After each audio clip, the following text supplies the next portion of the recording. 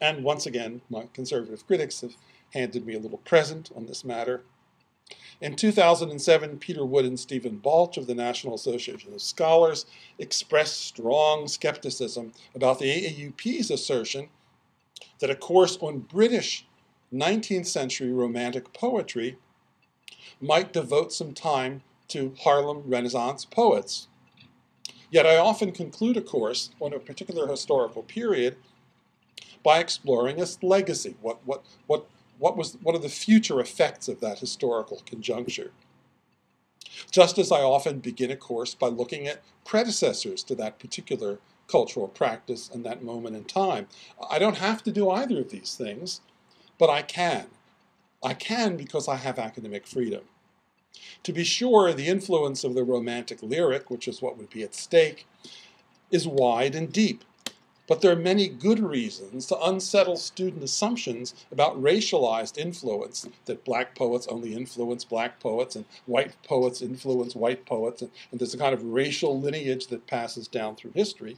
If I want to unsettle that assumption, there's a good reason, in a course in British Romanticism, to offer some poems by Harlem Renaissance poet County Cullen, who happens to have written several poems about British Romantic poet John Keats. There it is. If that's not part of Reminiscence's legacy, I don't know what is.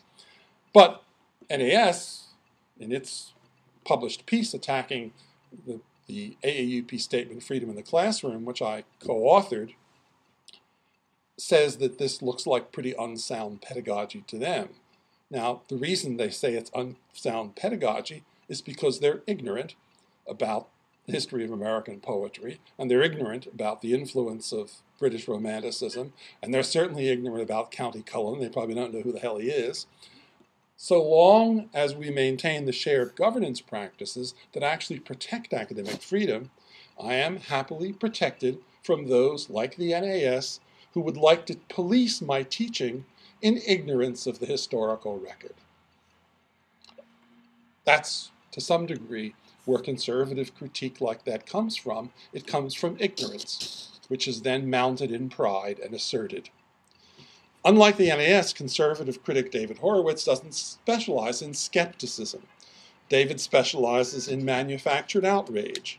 Manufactured outrage about women's studies, manufactured outrage performances about the excesses of leftist professors, high dudgeon about anything that he thinks he can get away with. When I last debated him at the University of Oregon in February 2008, it was a debate on politics in the classroom and academic freedom, and as a sort of background to the debate, a filmmaker on campus went around and interviewed people, asking them, students and faculty, what do you think the state of academic freedom is at the University of Oregon? In the course of the film, several students actually said something like, well, it's pretty good. I think you can kind of say what you want to in class. They don't really get down on me. But, I have noticed one subject where there's a lot of disrespect from faculty members.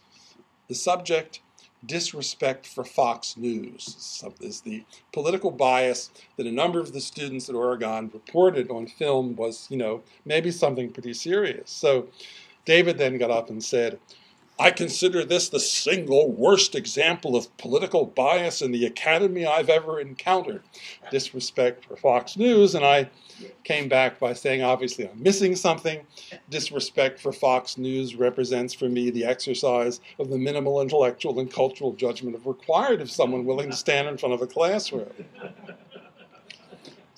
So long as those who share David's unwarranted outrage have no power over me, which is the key, I can continue to express such views in classroom or in print. I am, once again, protected by academic freedom. But these functional examples don't exhaust the complexity or flexibility of the concept. Academic freedom exists in differential relationship with a series of other concepts, discourses, and cultural domains. It has to be rearticulated to new challenges, technologies, and historical conditions. It has legal, professional, institutional, and symbolic meanings that cannot be encapsulated by a single definition. When the AAUP a few years ago sought to adopt a slogan to promote its identity, a couple of us actually independently came up with the same suggestion: academic freedom for a free society. we weren't alluding to the legal status of academic freedom, we were invoking its cultural and political meaning. And we tried to award thereby the concept of academic freedom with links with other aspirational elements of American history and culture. It suggests that academic freedom has a fundamental relationship with the Bill of Rights. It asks that we reflect on how academic freedom helps us preserve our other freedoms, however imperfectly, to be sure, they may be realized. It is, as has been said, a subject with many facets. There are different kinds of academic freedom in public and private institutions. There are different sorts of academic freedom available to students. Academic freedom is much more limited in K-12 than it is in universities. And its legal status has changed regularly over time.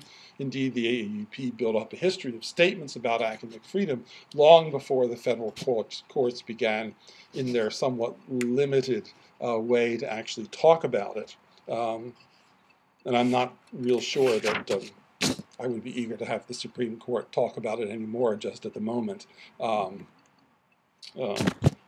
Justice Alito does have an academic freedom case in his record when he was a district judge, in which he declared that individual faculty members do not possess academic freedom, only institutions do.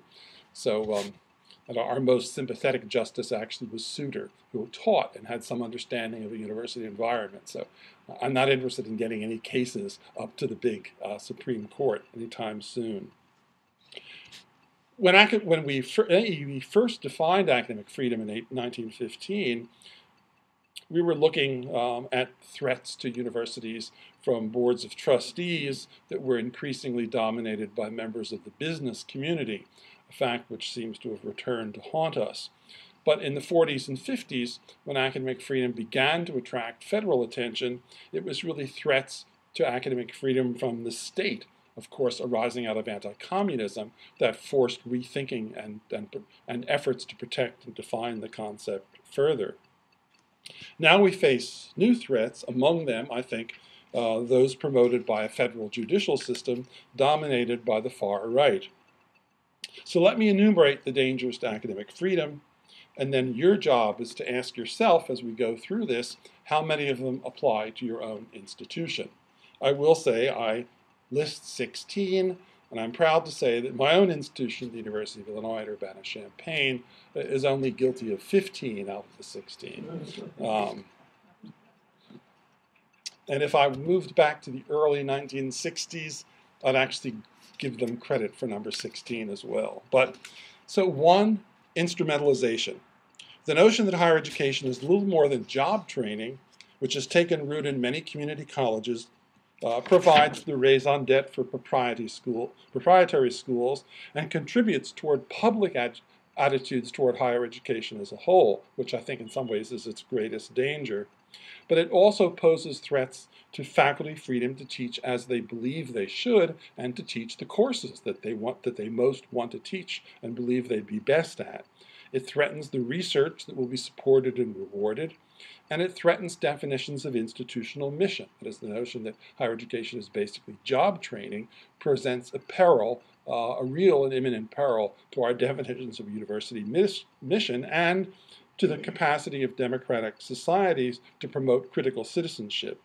And I think my argument is simply, yes, some students want nothing more than a career pathway out of a college education, but I don't think that means that we have to submit to that view. If an institution of some strength and reputation can take its own stand on what an education should be, it doesn't have to succumb to the exclusive job training mentality.